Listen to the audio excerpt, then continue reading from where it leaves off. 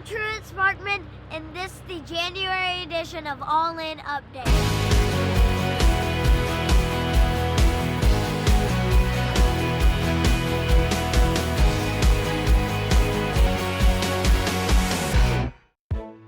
It's only been 6 months that we started construction, and already so much progress has been made.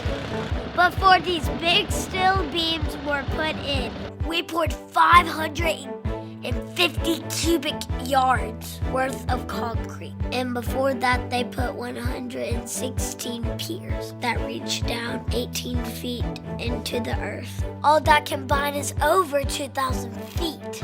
That's 10 times higher than a roller coaster at Six Flags, which I'm not tall enough to ride. But that's just scratching the surface. Before you know it, the walls will be up.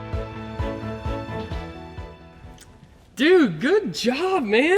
Thank you. Hey, would you want to do the all-in update with me? Sure. Okay, stand right here and actually, hold on, I have an idea, okay? How about you just stand on this guy? Is this gonna work? That feels much more better. Okay, well, let's do it. Good morning, everybody. Man, we had an incredible record-breaking Christmas Eve service at the Oaks this year. Over 5,000 people attended our 3 services and 104 people got saved. Yeah, that's true. Our volunteers at the Oaks who willingly came to serve on Christmas Eve are a huge part of the reason that all of this was made possible. We had new volunteers serving in our kids ministry, volunteers handing out Chick-fil-A to people. We had door greeters that made everyone feel welcomed. Basically, you guys are the reason why the Oaks was an incredible place to be for the holidays. Our volunteers did an amazing job of spreading the Christmas spirit and, making everyone feel welcome and loved while they were here. Thank you, everyone. You made Christmas Eve service great. Yeah, and we had so many first-time guests this year. There were just under 300 people who came to the Oaks for the first time because you guys took time to invite someone to the Oaks. You never know the impact you can make on someone's life just by the simple act of an invitation. It's just like the story of the Perez family. And because someone took the time to invite them to church, their whole life changed.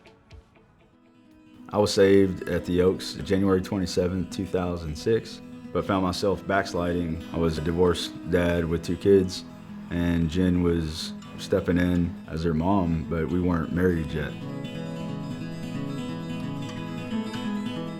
I was raised in church. I knew, how to live right. I was taught, but Christianity was nothing I wanted a part of. We were going through a whole lot of stuff at home. We were out one evening and had way too much to drink. Drove. We were in a car accident. Jen was hurt pretty bad, and the only way to get peace over that situation, because it was a big one, was to get plugged back into church. There's a friend of mine that also lives at the property that I work at, and he invited us to come to church, and so we went for the first time. There was a sermon at the Oaks, and it didn't have anything to do with cohabitating. He just kind of had a word from the Lord. He just stopped the service right then and there and said, I feel like there's people here in our congregation that are maybe cohabitating. It was encouraging because he was like, if that's you in the crowd, we want to pray with you right now about that. And we didn't know that it was on each other's heart, that we should not be living together before we got married. We got out to the truck and I checked my phone, and his neighbor was moving out because she bought a house. So the apartment right next door to us was available for me to move into that day. By the springtime, we were married in May. We're now group leaders on the greeting team, and we're starting a small group. That has kind of encouraged our kids to start volunteering as well. From work to kids to stuff at home to just everything. There's just this peace over it that we can't explain it.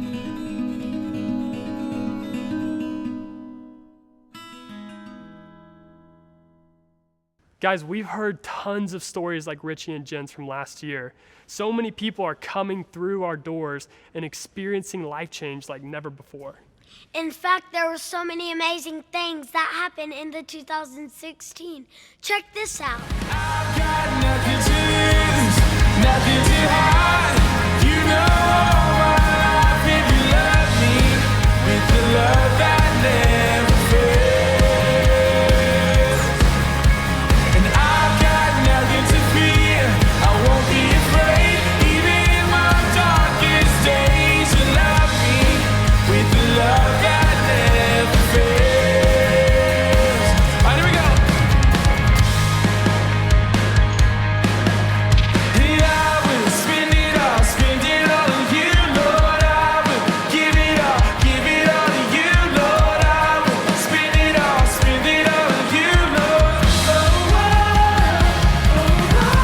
and I will spend it all on you, Lord. I will give it all to you, Lord. I will spend it all on you, Lord.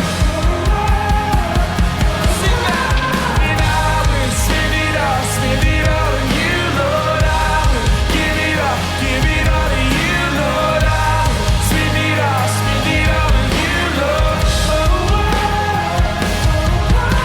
And I've got nothing to lose, nothing to hide. You know all my life if you love me with the love that never fails. Man, I love to think about all the new space we'll have for new kids to come and learn about God. There's a lot going on at the Oaks lately. People are growing in their relationship with the Lord, and our building is growing and expanding. Every week, we can see more work being done. It's just a reminder to us that God is at work, and we need to continue to work with Him. Thank you for your faithfulness in giving. And we'll see you soon on our next All In Update. What he said.